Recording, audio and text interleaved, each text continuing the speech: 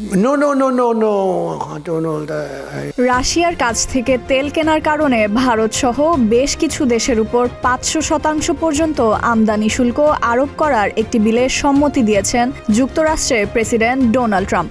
বিলটি পাশ হলে দেশগুলোর ওপর এই আকাশচুম্বী হারে শুল্ক আরোপ করতে পারবে যুক্তরাষ্ট্র। এর লক্ষ্য হলো রাশিয়ার ব্যবসায়িক অংশীদার বিশেষ করে ভারত, চীন ও ব্রাজিলের উপর চাপ সৃষ্টি করা, মস্কোকে অর্থনৈতিকভাবে পঙ্গু করে দেওয়া, যাতে পুতিন ইউক্রেন যুদ্ধ বন্ধ করতে আলোচনার টেবিলে বসতে বাধ্য হন। বিলটিতে রাশিয়ার তেল, গ্যাস, ইউরেনিয়াম ও অন্যান্য পণ্য কিনছে এমন দেশগুলোর উপর সর্বোচ্চ 500% পর্যন্ত শুল্ক ও দ্বিতীয় পর্যায়ের নিষেধাজ্ঞা আরোপে ট্রাম্প প্রশাসনকে ক্ষমতা দেওয়া হয়েছে। সিনেটর গ্রাহাম বলেছেন, আগামী সপ্তাহেই বিলটি নিয়ে ভোটাভুটি হতে পারে।